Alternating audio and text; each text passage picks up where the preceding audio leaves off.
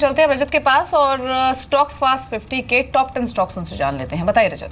बिल्कुल, पहला स्टॉक होगा एस्कॉर्ट्स, जिसमें तेजी हो सकती है। इनफैक्ट कल भी ऑटो पैक आउट परफॉर्म कर रहा था और आज भी फॉलो अप बाइंग एक्सपेक्टेड है। 335 का टारगेट, 327 का स्टॉप लॉस। जे कुमार इंफ्रा, यहाँ पर खबर पॉजिटिव है। एमएमआरसी से कंपनी को ऑर्डर मिला है, मेट्रो फेज 3 के लिए ऑर्डर मिला है। पॉजिटिव रिएक्शन कल भी था, आज भी 165 का टारगेट एक्सपेक्ट करें, 154 का स्टॉप लॉस। मैक्स इंडिया, यहाँ पर बीते 7 सत्रों से खरीदारी देखने को मिल रही है, स्ट्रॉन्ग मोमेंटम में है। ये वीकली आधार पर बेहतर क्लोजिंग करने जा रहे हैं। आप आज 168 का टारगेट रख सकते हैं, 161 का स्टॉप लॉस। ओरिएंट सीमेंट बीते 6 महीने के दायरे से बाहर निकलने की कोशिश कर रहा है ये स्टॉक, और अब यहाँ से अगर तेजी पकड़ी आज के सत्र में 188, लेकिन पोजिशनल तौर पर काफी बेहतर अपसाइड पोटेंशियल स्टॉक में है। ऑयल काउंट्री, इस पे खबर पॉजिटिव है। 22 फरवरी से एक फैक्ट्री बंद पड़ी थी श्रीपुरम में, उस फैक्ट्री को दोबारा से खोलेगी सोमवार को, और वो पॉजिटिव खबर ड्राइव करेगी स्टॉक को। अपने टारगेट्स रिवाइज कर सकते हैं क्योंकि आज इसमें जोरदार चाल एक्सपेक्टेड है।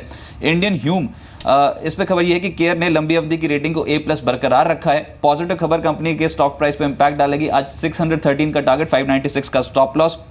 इंडिया रेटिंग ने इक्विटास की एनसीडीज की रेटिंग बढ़ाई है, A- से रेटिंग बढ़ाकर A+ की है। इक्विटास आज तेज हो सकता है और माइक्रो फाइनेंस कंपनियां कहीं ना कहीं फोकस में रहेगी, जिसमें इक्विटास प्रोमिनेंट हो सकता है। आज के लिए 190 का टारगेट, 178 का स्टॉप लॉस। इसके अलावा बायोकॉन, जिसके बारे में भी बात हो रही थी, स्ट्रॉन्ग खबर आज ड्राइव कर जाएगी। बायोकॉन और सिंजीन दोनों ही स्टॉक पे आज आप इंपैक्ट पॉजिटिव समझें। 900 का टारगेट एक्सपेक्टेड है और स्टॉप लॉसेस को ट्रेल करना होगा क्योंकि प्री इंडिकेटिव एक्शन पॉजिटिव है स्टॉक पे। ड्रेजिंग कॉर्प, इस स्टॉक पे टेक्निकल्स इंप्रूव है, कल के सत्र में निश्चित रूप से खरीदारी बढ़ रही थी। आज 448 का टारगेट है, 422 का स्टॉप लॉस। और आखिरी स्टॉक है Zensar technologies, IT pack out perform कर रहा है और आज इस स्टॉक पे टारगेट है 1122 का, स्टॉप लॉस 1090 के रेंज पे आपको लगाना होगा। बिल्कुल, चलिए तो ये कुछ स्टॉक्स हैं जिस पर आप नज़र रख सकते हैं। अब देख लेते हैं इंडिकेटिव टिक्स में निफ्टी में एटलीस्ट गेंस कहाँ पर है। 22 पॉइंट ऊपर निफ्टी इस समय है और सेंसेक्स करीब 46 पॉइंट ऊपर इंडिकेटिव टिक्स में। जो गेनर्स हैं उसमें अल्ट्राटेक है जो कि करीब 1% ऊपर है। हिंडाल्को पर अच्छा मूव है, ये करीब 0.25% ऊपर। टाटा स्टील यहाँ पर भी अच्छा मूव देखने को मिल रहा है। बजाज ऑटो और एक कंपनी जिस पर अच्छा मूव है, लेकिन आज टाटा मोटर्स के नंबर्स भी हैं। टाटा मोटर्स पर हेमंत क्या इंडिकेशन है? देखिए मीर, पिछले मेरे ख्याल 3 सेशंस में और जिस तरह से रोल ओवर्स भी आए हैं, मेरे ख्याल लोगों ने ऊपर लेवल्स पे काफ़ी शॉर्ट पोजीशंस बनाई हुई हैं। इम्पॉर्टेंट क्या है कि टाटा मोटर्स बहुत ही क्रिटिकल लेवल के पास आ गया है क्योंकि 490 की जो पुट राइटिंग है वो अभी भी मार्केट को होल्ड कर रहा है।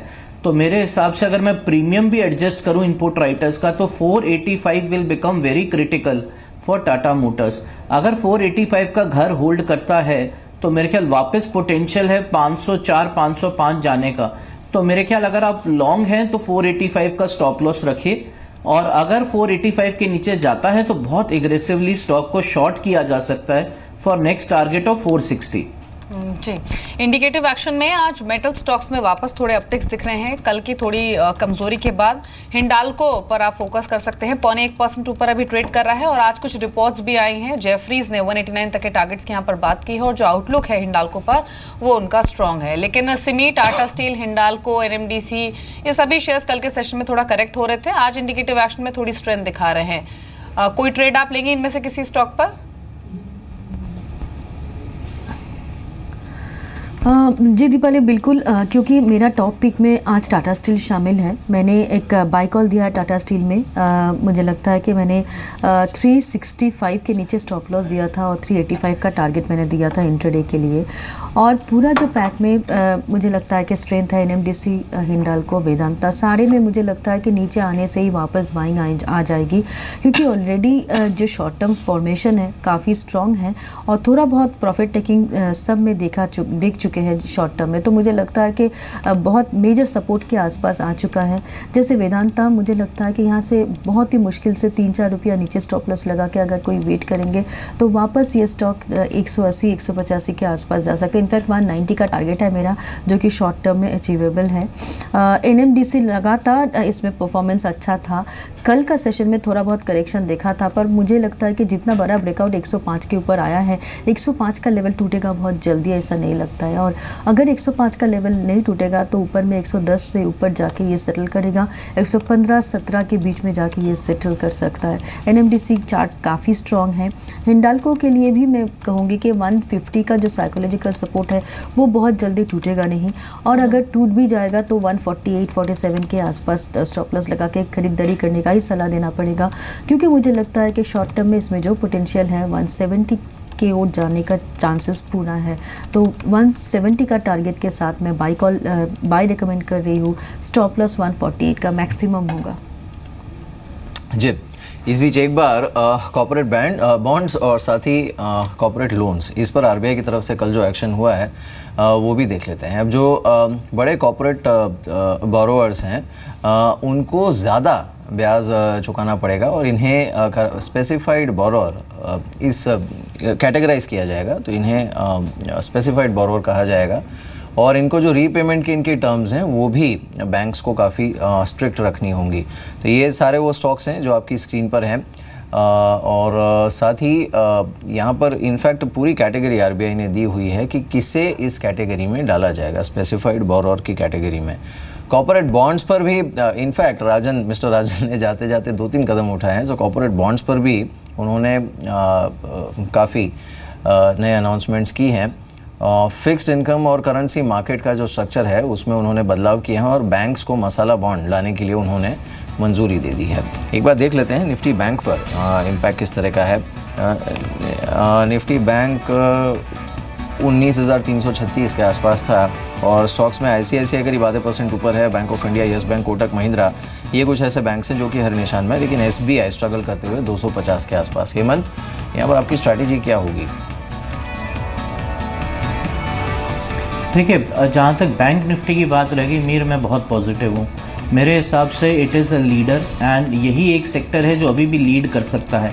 हालांकि रोल ओवर्स में इस बार प्राइवेट बैंक्स को प्रेफरेंस ज़्यादा मिली है, तो मेरे टॉप पिक्स रहेंगे कोटक बैंक, इंडसइंड बैंक, जहाँ पे roll overs far better than average हुए हैं। कोटक बैंक आप स्टॉप लॉस 765 का रखिए, टारगेट 805 लगता है, but overall bank Nifty is on a very positive trajectory. जी, चलिए, मार्केट्स खुल चुके हैं। 17 अंक के इजाफे के साथ निफ्टी ओपन हुआ है 8610 के लेवल पर। सेंसेक्स में भी 50 पॉइंट्स का इजाफा भी देखा जा रहा है, लेकिन स्टॉक्स निफ्टी 51 से जो कि मूव कर रहे हैं उनमें टाटा मोटर्स नतीजों से पहले 1.5% बढ़कर खुला है। भारतीय इन्फ्राटेल करीब 1% की बढ़त दिखा रहा है।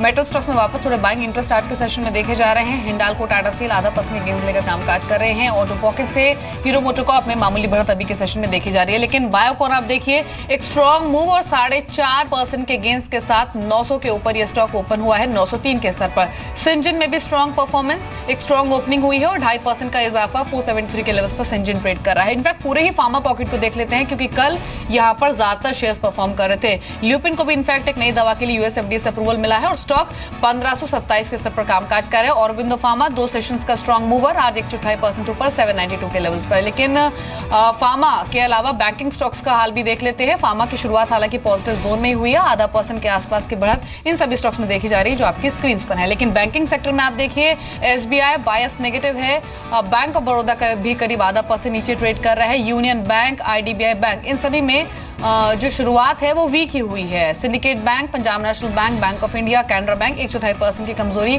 इन स्टॉक्स में भी देखी जा रही है। तो बैंकिंग एक सॉफ्ट शुरुआत हुई है पूरे ही बैंकिंग स्पेस की, फिर चाहे वो प्राइवेट बैंक्स हो या फिर पीएसयू बैंक्स हो। आप देखिए ये प्राइवेट बैंक्स का हाल, यस बैंक करीब 0.5% नीचे है, इंडसइंड बैंक फ्लैट है, बायस पॉजिटिव है, आईसीआईसीआई बैंक बिल्कुल फ्लैट है और एक्सिस बैंक में भी करीब जो बायस है वो नेगेटिव है। ये वो कुछ precise stocks small cap mid cap category के जिनकी शुरुआत स्ट्रांग हुई है। प्रकाश कॉन्स्ट्रोवेल 9% ऊपर, इटको में भी 3% का इजाफा है। बिल्कुल, लेकिन बायोकॉन मिड कैप में लीड करते हुए अभी भी 4.25% ऊपर है, फॉलोड बाय क्रिसिल जो कि 2.5% ऊपर है, Just Dial 2.25%, Bajaj finance, Reliance communication, GMR, IRB, Procter and Gamble, Ipca, Torrent pharma, ये कुछ इन काउंटर्स हैं जहाँ पर अच्छा मूव है। इनफैक्ट पूरा जो मिड कैप फार्मा स्पेस है उस पर काफ़ी इंटरेस्टिंग मूव देखने को मिल रहा है। इवन कैडला हेल्थ केयर करीब 1% ऊपर इस समय ट्रेड करते हुए। क्या कहेंगे सुनील आज की ओपनिंग पर आप? देखिए, ओवरऑल ओपनिंग बैंकों के लिए जिस तरीके से आज आरबीआई का जो स्टेटमेंट आया उससे मार्जिनल नेगेटिव आ रहा है। बेसिकली कई लेवल पे उनकी जो एक अदर इनकम में जो फॉरेक्स जो गेन इन्हें मिलता था या ब्रोकरेज जो मिलती थी वो अगर वो डायरेक्ट कॉर्पोरेट करेंगे तो हो सकता है कि उसमें थोड़ा नुकसान हो, तो उसका रिफ्लेक्शंस बैंकों के स्टॉक्स पे दिखाई दे रहा है। अपार्ट फ्रॉम दिस ओवरऑल जो मार्केट है, मुझे नियर टर्म में जो डायरेक्शंस है वो लग रहा है कि काफ़ी कुछ डिपेंडेंट रहेगा आज की फेड मीटिंग के बाद में, जो मार्केट जिस तरीके से रिएक्ट करता है या फेड का स्टेटमेंट से अगर कोई इंडिकेशन आता है कि नियर टर्म में रेट इंक्रीज़ होगा, तो हो सकता है कि इमर्जिंग मार्केट की करेंसी पे थोड़ा प्रेशर आए और उसमें फ्रेश एफआईआई का फ्लो जो आज की डेट में काफ़ी एक बड़ा ड्राइवर रहा है मार्केट का, उसमें प्रेशर आए। तो नियर टर्म में आउटलुक पॉसिबिलिटी है कि मार्केट एक रेंज बाउंड या थोड़ा निगेटिव बायस के साथ रहे। Overall long term outlook definitely continue to remain positive. जी हेमंत, दो स्टॉक्स जो कि बीते 2-3 सेशंस में भी स्ट्रांग रहे हैं और आज नई सीरीज के पहले दिन भी अच्छी स्ट्रेंथ दिखा रहे हैं, उनमें एक है इंडिया सीमेंट्स और दूसरा है जस्ट डायल। दोनों पर आपके कमेंट्स क्या हैं? देखिए, दोनों ही मिड कैप स्टॉक्स हैं जिनके रोल ओवर्स मेरे ख्याल से काफ़ी इंकरेजिंग हैं। पूरे सीमेंट पैक में India cement has been an outperformer. मुझे लगता है 135-138 का बहुत स्ट्रॉन्ग बॉटम बना चुके हैं और अब 152-153 का टारगेट सामने आ रहा है। तो दोनों ही स्टॉक्स अच्छे लग रहे हैं। जस्ट डायल में भी यहाँ से 4 से 5% का मूव ईजिली आ सकता है। तो बोथ दी स्टॉक्स विच अभी जो आपने बोले, मुझे दोनों ही अच्छे लग रहे हैं कमिंग सेशंस के लिए। बिल्कुल। इस बीच कैश में अच्छी बाइंग जहाँ पर है उन स्टॉक्स के बाद देख लेते हैं। ऑयल कंट्री की हमने बात की थी, आज स्टॉक्स फास्ट 50 में ये काउंटर करीब 12% ऊपर अच्छी वॉल्यूम्स के साथ चल रहा है। V2 रिटेल और एक काउंटर है जो कि 7.5% ऊपर है। कुछ और काउंटर्स जिस पर अच्छा मूव है, इसमें इकरा है, हालांकि वॉल्यूम्स कम है लेकिन काउंटर करीब 4.5% ऊपर है। JK इंफ्रा प्रोजेक्ट्स ये करीब 5% ऊपर है। मंदाना इंडस्ट्रीज़ 5% ऊपर। बीइंग ह्यूमन के साथ इन्होंने जो करार किया और साथ ही इनका जो रिटेल ऑपरेशन है उसे हाइव ऑफ करके लिस्ट कराने की कंपनी की योजना है। ये काउंटर करीब 5% ऊपर इस समय। बायोकॉन आज इस लिस्ट में शामिल, काफ़ी अच्छी वॉल्यूम्स के साथ, अभी भी होल्डिंग ऑन 4.5% ऊपर। गुजरात सिद्धि सीमेंट्स यहाँ पर 4% का मूव है। और एक काउंटर जहाँ पर अच्छा मूव आज देखने को मिल रहा है, खैर लो वैल्यू काउंटर है, छोड़ देते हैं इसको। विम्टा लैब्स और एक काउंटर है जो कि 4% ऊपर इस समय ट्रेड कर रहा है। शेरॉन बायो इस काउंटर पर मूव है 1.5% का। और GVK पावर यहाँ पर इनफैक्ट एक ब्लॉक डील भी हुई है अभी और GVK पावर करीब 3% ऊपर इस समय ट्रेड करते हुए। सिमी, आप कुछ पिक करेंगे इस लिस्ट में से?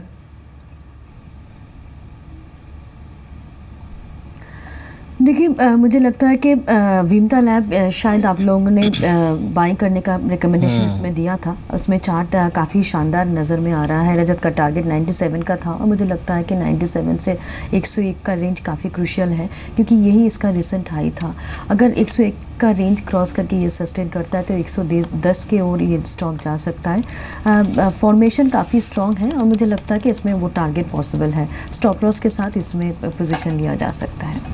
जी, विम्टा लैब्स आज का टुडेज ट्रेड और अच्छी शुरुआत हुई भी है। 4.25% के गेंस के साथ डे हाई पर ट्रेड कर रहा है और जो टारगेट सिमी के हैं वो 110 के हैं। हालांकि रजत ने 97 तक के टारगेट्स की बात कही थी, लेकिन आज के सेशन के ही जो स्ट्रॉन्ग मूवर्स हैं उनमें एक हेमंत, एक तो बजाज फाइनेंस एक्सपेंसिव कैटेगरी का है लेकिन उसके बावजूद भी लगातार इस पर बेट कर रहे हैं ट्रेडर्स। कल भी चला था ये स्टॉक और आज भी 2% ऊपर है। एक तो इस पर आपका व्यू क्या रहेगा? और दूसरा इंजीनियर्स इंडिया लिमिटेड, यहाँ भी काफ़ी बाइंग हमने प्रीवियस सेशन में भी देखी थी और अभी भी 2.25% ऊपर है। देखिए, पहले मैं फाइनेंशियल्स ले लेता हूँ। मुझे लगता है कि अभी भी फाइनेंशियल्स में काफ़ी स्ट्रेंथ है, तो चाहे वो NBFCs हों या हाउसिंग फाइनेंस कंपनीज हों। बजाज फाइनेंस मुझे लग रहा है इट्स क्लियरली हेडिंग टूवर्ड्स 10,700 का टारगेट लगता है। आप 10,150 का टाइट स्टॉप लॉस लगा के इसको होल्ड कर सकते हैं। इसी कैटेगरी में एक और स्टॉक है जो मुझे अच्छा लगता है, जैसे LIC हाउसिंग है, वो भी बहुत अच्छे रोल ओवर्स हैं। इंडिया बुल्स हाउसिंग है। तो financials I think will continue to do very good.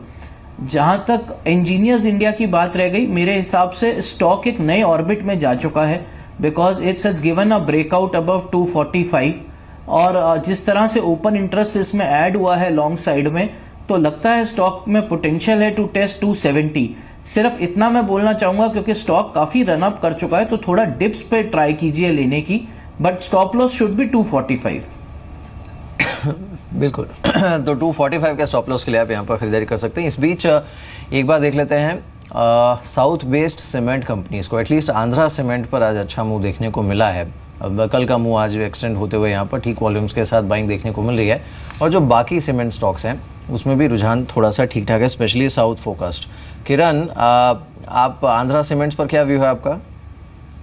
Andhra cements मुझे लगता है कि इधर से और अप मूव आना चाहिए। एक 9 रुपए का एक छोटा सा रेजिस्टेंस है, एक बार वो निकल जाए तो 11 रुपए के टारगेट्स आपको देखने को मिल जाने चाहिए। बहुत अच्छा कंसोलिडेशन किया है इसने, पिछले 6-7 महीने से इसी रेंज में ट्रेड करता नजर आ रहा था। 7 रुपए 50 पैसे on the lower side, 9 rupees on the higher side. हम हायर एंड पे जा रहे हैं और अच्छे वॉल्यूम्स के साथ जा रहे हैं, तो मेरा मानना है कि ये 9 रुपए का रेजिस्टेंस इजीली निकल जाएगा इस स्टॉक में, और फिर 11 रुपीज का नेक्स्ट टारगेट है वो देखने को मिल जाना चाहिए। इन ऑल सीमेंट्स के क्षेत्र के सारे स्टॉक्स अच्छे दिखाई दे रहे हैं। जैसे आपने कहा इंडिया सीमेंट बहुत अच्छा दिखाई दे रहा है, उसी के साथ साथ आंध्र सीमेंट में भी छोटे मझोले स्टॉक्स में अच्छा दिखाई दे रहा है। जी, हाउसिंग फाइनेंस कंपनीज में कल भी बैंक दिखी थी और आज भी इस पूरे ही स्पेस की जो शुरुआत हुई है वो पॉजिटिव जोन में ही हुई है।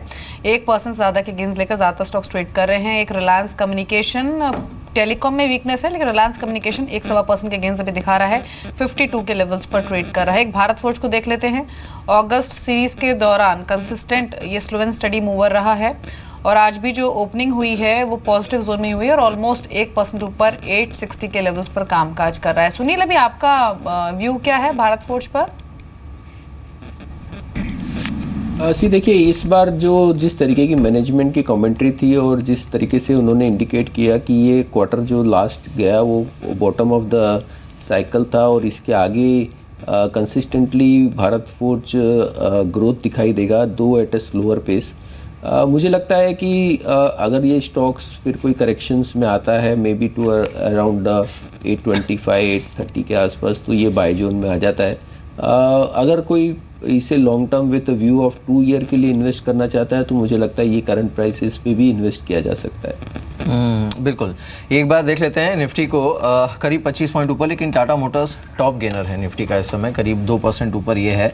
भारतीय इंफ्रा टेम्पल करीब 2% का मूव देखने को मिल रहा है। टाटा मोटर्स का डीवीआर भी करीब 1.5% ऊपर और साथ ही हीरो मोटोकॉर्प, इन्फोसिस, टेक महिंद्रा, इन पर अच्छा मूव देखने को मिला है। हेमंत, ये जो IT काउंटर्स हैं इन पर हम अगस्त की सीरीज़ में रुझान जिस तरह का था और सितंबर के लिए भी जिस तरह की एंट्री इन्होंने सितंबर सीरीज़ में की है, इवन फंडामेंटली न्यूज़ फ्लो जिस तरह का है, आप स्ट्रैटेजी क्या रख रहे हैं इस समय IT स्टॉक्स पर, फ्रंट लाइनर पर? देखिए अमीर, मेरे हिसाब से it should be a mixed bag. Infosys पे मैं इतना बेरिश नहीं हूँ क्योंकि देखिए इन्फोसिस का रोल ओवर काफ़ी मुझे अच्छा लग रहा है इस बार और स्टॉक काफ़ी स्ट्रॉन्ग सपोर्ट्स के आसपास है, 1010, 1020। ये मंथली चार्ट्स के सपोर्ट्स हैं जो ईजिली नहीं टूटने चाहिए, लेकिन मैं शायद उतना बुलिश नहीं हूँ टेक महिंद्रा, विप्रो, TCS पे। तो मेरे हिसाब से if you want to pick one pick तो मैं रिस्क लूँगा इन्फोसिस पे, बट ओवरऑल सेक्टर पे मुझे कोई बहुत ज़्यादा बुलिशनेस अभी देखने को नहीं मिल रही है। So I think safest bet should be Infosys among the front liners. जी किरण, ये V2 रिटेल पर अभी आप क्या कर रहे हैं? आप देखिए कल भी 20% बढ़कर ये बंद हुआ था, आज शुरुआत अच्छी हुई और अब फिर से जो गेन है वो एक्सटेंड हो रहा है स्टॉक में, 14% ऊपर ही ऑलरेडी आ चुका है। क्या कर रहे हैं अभी आप यहाँ पर? अब अगर कोई किसी की पोजीशन अभी लॉन्ग है तो वो बना के रखना चाहिए। अगर कोई लेना चाहता है अभी लॉन्ग पोजीशन तो वो भी ले सकता है। इसके लिए स्टॉप लॉस रहेगा 90 का, और जिनके पास पहले से है और जिनका मुनाफा बहुत अच्छा हो रहा है थोड़ा सा डीप डाउन रख सकते हैं करीबन 87 का। तो मेरा मानना है कि इधर से और भी ऊपरी स्तर आपको देखने को बिल्कुल मिलने चाहिए और एक ट्रायंगुलर पैटर्न का ब्रेकआउट भी दिखाई दिया है और लॉन्ग टर्म के हिसाब से अगर देखा जाए तो एक बहुत इंपॉर्टेंट लेवल के करीब ये ट्रेड करता नजर आ रहा है। तो नेक्स्ट साइकोलॉजिकल लेवल जो कि 100 है, इसके टारगेट्स आपको देखने को जरूर मिल जाने चाहिए आज या कल के ट्रेडिंग सेशन में। बिल्कुल। चलिए सिमी, शुक्रिया हमारे साथ इस बातचीत में शामिल होने के लिए। कुछ है काउंटर्स जहां पर नया हाई इस समय, नए हाई पर जो खड़े हैं इस समय, इंजीनियर्स इंडिया है, गुजरात अंबुजा एक्सपोर्ट्स, ट्रेंट लगातार दूसरे दिन नए हाई पर, वॉल्यूम्स हालांकि कम है। LIC हाउसिंग फाइनेंस करीब 1.5% ऊपर है। Jain irrigation systems, Menon bearings, India bulls housing finance, Biocon, ये कुछ काउंटर्स हैं जहाँ पर नया है। साथ ही और एक काउंटर जहाँ पर अच्छा मूव देखने को मिल रहा है वो है बिनानी इंडस्ट्रीज़, ये भी नए हाई पर इस समय ट्रेड करते हुए। ये जो हाउसिंग फाइनेंस स्पेस है सुनील, इसमें LIC हाउसिंग फाइनेंस और इंडिया बुल्स, इन दोनों पर क्या व्यू है आपका? देखिए, इंडिया बुल हाउसिंग फाइनेंस अगर आप देखेंगे तो लास्ट 2-3 साल से कंसिस्टेंट एक ग्रोथ की ट्रेजेक्ट्री में बन रहा है, और उसके कारण अगर आप देखेंगे तो उसकी स्टॉक की काफ़ी एक री-रेटिंग भी ऑलरेडी हो चुकी है, हाई डिविडेंड पे मास्टर है। मुझे लगता है कि no doubt as of now NBFCs काफ़ी अच्छा परफॉर्म कर चुकी है, तो अगर कोई अच्छा डिप आता है तो मुझे लगता है इंडिया बुल हाउसिंग फाइनेंस को ख़रीदा जा सकता है। Apart from that LIC housing finance में भी more of a similar conditions है। जो इंटरेस्ट रेट रिडक्शंस अगर आप देखेंगे तो पोस्ट दिस मीटिंग के बाद में, RBI की मीटिंग के बाद में अगर आपको दिखाई दे रहे हैं, उनका डायरेक्ट बेनिफिट इनको सामने आ रहा है, तो आउटलुक पॉजिटिव है। ओनली थिंग है कि थोड़ा रनअप आया हुआ है, तो कोई करेक्शंस आए तो ख़रीदा जा सकता है।